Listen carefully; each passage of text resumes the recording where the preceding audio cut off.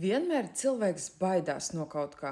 Baidās izpausties, baidās pašrealizēties, baidās izpaust savu viedokli skaļi, baidās runāt publiski, baidās iefilmēt savu video, pat baidās ielikt TikTokā savu profila bildi un uzlikt savu vārdu uzvārdu.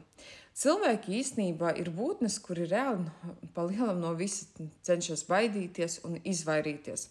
Bet šeit ir jautājums tāds, vai tu esi pārāks pār savām bailēm? Ja tu esi pārāks, kā to ir iespējams izdarīt un saprast?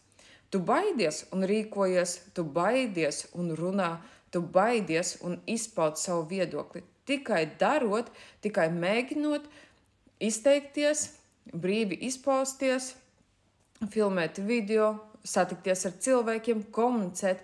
Tādā veidā tu pārvērti šīs bailes savā resursā, savā jaunā enerģijā. Jo nav izdevīgi vienkārši baidīties. No kā tu baidies?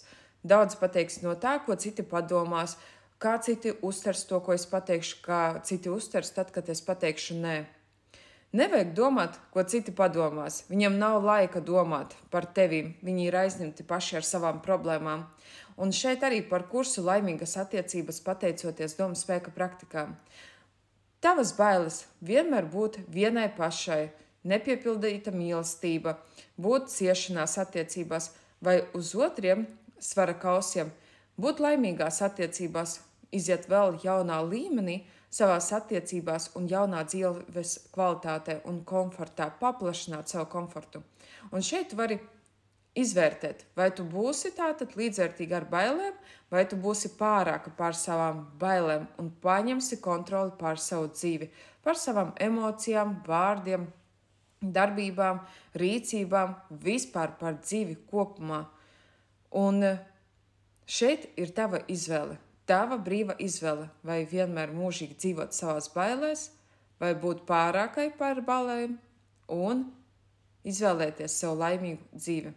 Kādreiz es arī pieņemu šādu lēmumu, vienmēr baidīties vai vienmēr būt laimīgai, veiksmīgai un gūt panākumus. Es izvēlējos otro variantu.